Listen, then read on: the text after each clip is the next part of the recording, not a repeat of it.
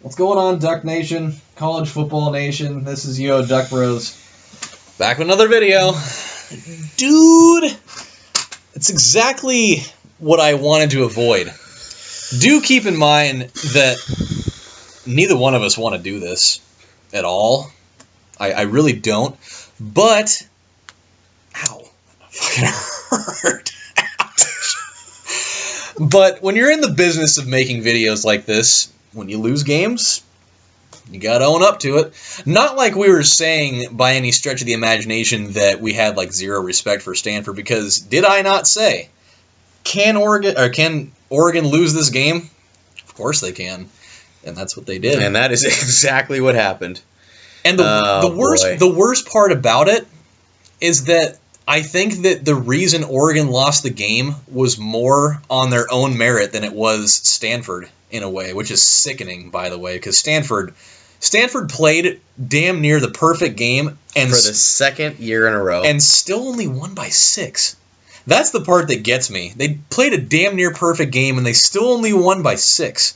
And yet, it still hurts. It hurts. I could barely watch it. I don't know what would hurt worse, if we had lost without the comeback, or we lost because we were so close. I think it would have been... It still hurts either way. I think it... Pretty much equal, but I'm glad that we didn't make it... I mean, I'm glad it wasn't so lopsided that it just looks like we got our asses kicked. The part that sucks the most, though, is that... But we did get our asses kicked. Oh yeah. There's no getting around that. I mean, they did exactly what I was afraid of from the get-go. I mean, I think that the entire composure of the game would have been completely different had a lot of key mistakes not happened. Because if Mariota completes that pass to Huff, that he was wide open, mind you, he probably would have scored on that play, or at least had a first down inside the 5, which would have may or maybe not been a score. It would have been at least a field goal, maybe. With the way we don't really know, because we weren't punching the ball in at all. Yeah, one would assume that would have been a field goal, but we obviously found out pretty evidently that Oregon is not very fond of using field goals to our advantage. Nor are we very good at punching the ball in goal line scenarios when you're playing a physical team like Stanford, because we have no goal line packages. Which I think if it doesn't happen, it really needs to, is that Oregon, for one reason or another, from this point on until it works, needs to completely change their style of play against Stanford, because what they're doing is not working. Nope. It works for everybody else except for Stanford. The style of play that Oregon has does not work conducively. Well, it would work if they could actually execute, but because Stanford was so good at playing their gaps and staying disciplined and being in the right spot, I mean, Oregon was throwing the ball. Oregon was moving the ball, not all the time, but when they did move the ball, they were moving it pretty well, and you could see Stanford at times was getting tired. And then mistakes. But then they just started making mistakes, or the line would give up a huge sack, or they'd get a penalty, and it would kill everything, and basically, the game was Murphy's Law. It was just another microcosm of last year, except last year we were in the game the entire time, and it wasn't until the fourth quarter of this game that we actually were able to make something happen, which was absolutely inexplicable to me. But the part that's the worst, actually a couple of parts that are the worst, is that, and I can't describe it from an Oregon player's perspective because I'm obviously not a player, but I feel the worst part of the whole thing for the defense was you knew exactly what they were going to do, because they did the same play every time. It was just power to the right. It was the power right dive, pulling the guys over, having them just pretty much wedge the entire thing out, and no matter what formation we used, it did absolutely nothing. Do you know what Stanford has proved more than anything else? The value of offensive linemen. Mm-hmm. And not just any offensive lineman, the value of the best offensive lineman, because I'll tell you one thing, playing Tennessee's offensive line, which in the beginning of the year, not many people know this, but at the beginning of the year, they were dubbed the best offensive line in all of college football. They were dubbed the best. They were dubbed the best by everybody in the state of Tennessee. Nobody actually had Well, no, they're they were definitely up there. That's a fact. But playing that type of offensive line, I thought, oh, that's probably got to help Oregon. Well, no, it didn't, because we got absolutely blown back every single time. It was 3rd and 1, 3rd and 3, 3rd and 5. You just never felt comfortable because you were either they're going to pass the ball, and they were going to give him so much time that he could either choose to run it because our lanes opened up like this, like the parting of the Red Sea, and he would just run for first down, or he would just hand the ball off to Gaffney, and he'd run to the right side, and he'd get 3 yards, and it was just... There was just... What was the possession? Like 47 minutes they held the ball? Something like that? Yeah, I mean, it was they had it for more 3 yards, 5 yards, 3 yards, 5 yards, 3 yards, 5 yards, 5 yards, 7 yards. You know, it just... It was consistent low yardage, but it was always just enough. And I know SEC people were really proud. They were. They had to have been smiling, being like, yep. Stanford played SEC Oregon ball. does not want to play Bama because they can't even handle Stanford. No, after watching that, I don't. I personally would not want to see the product of what Oregon would have looked like playing Alabama. And I'll tell you one thing. I mean, I would love to watch it, but I would be a lot less comfortable after what I just watched back on Thursday. Even Alabama, though, doesn't run the ball like Stanford runs the ball. No. Alabama this year has the athletes to throw the ball a lot more, and McCarron is a good quarterback finally to don't get me wrong, push it down the field. But don't get me wrong, because I know that some SEC homer is gonna hear that sentence and they're just gonna fall off of their damn hinges over it. TJ Yeldon and I don't remember what that Drake guy. I don't know what his first name is. I'm not even going to try to think of what it is. They're both really good quality backs. I'm not going to even sit here and say that they're not. Because they are. That would be retarded. They're really good, but I have not seen a running game that's that consistent on every play like that. And it's not like Oregon's defense is a slouch. They're not. I mean, we have 300-pounders too. Oregon traditionally over the last few years has been pretty stout on rushing defense. I mean, that's been like kind of Oregon's forte for a while, is that they've always been pretty good at stopping the run, with the exception of games like that. Well, not just this game, but you've seen it in a few other games this year where... Well, UCLA ripped them up pretty good, and that was a little bit of something that kind of rose a question, mainly with you, more so than it did me.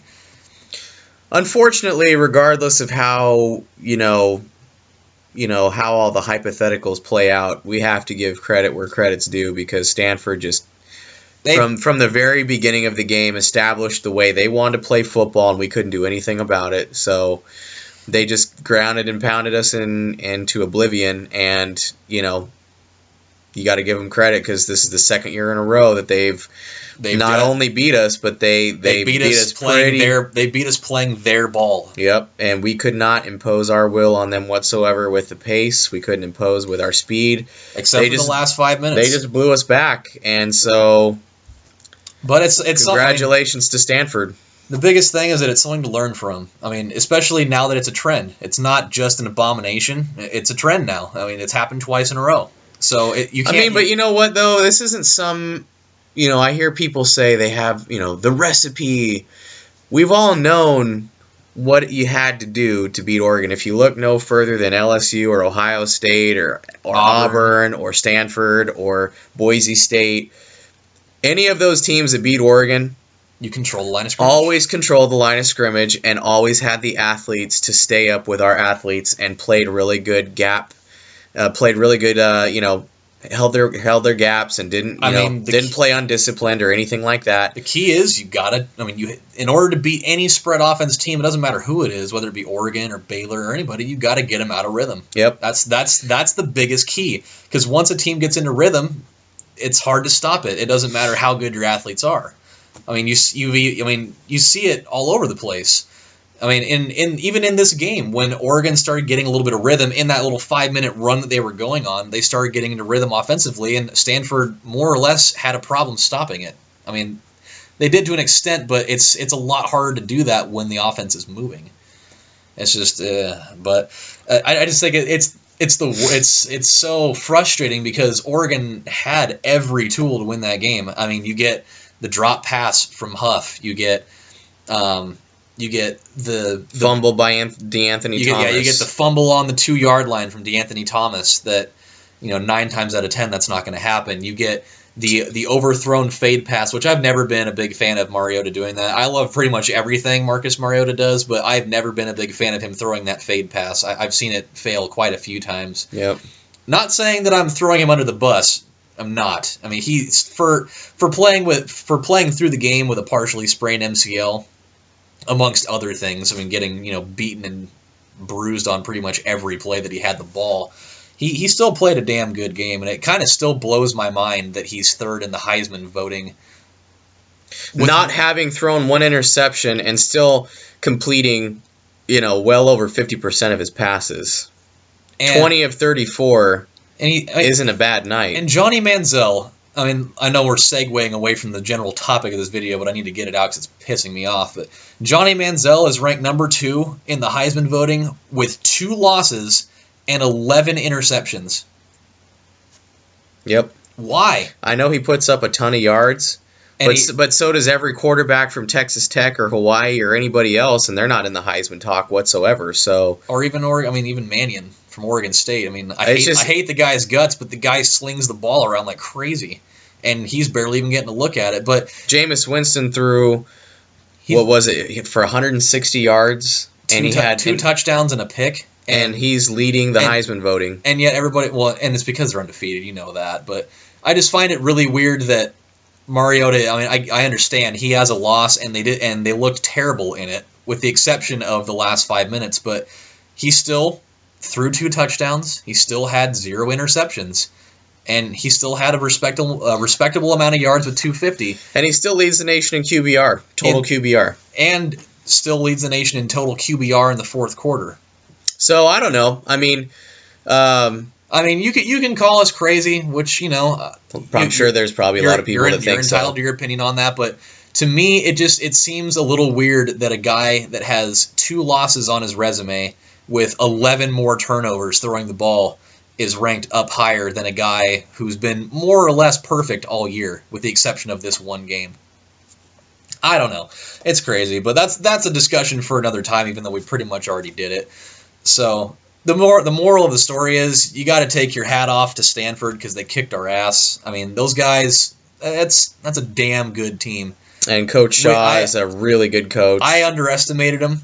I think a lot of Oregon fans underestimated him, really. After the Utah game, it's hard not to. And just the way they've been playing recently. Oregon State gave them all they could want and all they could handle, and UCLA gave him a game for a while, and it took them a while when they played, who was it, Army or Navy or some armed forces team this year. I think it was Navy. It took them a long time to put them away. So there was games this year that gave you cause to believe that there was a reason Oregon was the point spread was what it was in Vegas, and it just didn't go that way at all. It was just one of those games. It's exactly what I said. It was one of those games where Stanford dialed it in on all cylinders, and they just played the perfect game of football for 55 minutes. But anyway, give us your comments below on what you think about the Heisman race and really, kind of what your take is on it and what you put value in, what you put stock in, and what you don't. And I think that'll wrap up this video at least. So, don't get too down on it, Duck fans. I know that it hurts. I know the sting is still there. It really sucks, but we still have a lot to play for. And not all hope is lost. There is still chance that Oregon can still make the title game. I know it's really bleak. It really is. There's a lot of chaos that would have to come out for that, but we can still finish the season on a really high note. 12-1 is not a bad season whatsoever. So keep it up with that. Always support your team no matter what. Through thick and thin. Screw the bandwagoners. We don't need them. Get off while you can. We're here for our Ducks no matter what, and we're looking forward to a good finish to the season. And we got a tough game against Utah coming up on Saturday. Yep. So when you guys stop by on the next episode, that's what we're going to be talking about. So until then, this is UODuckBros saying thanks for watching, and always go Ducks. Go Ducks. Utah sucks.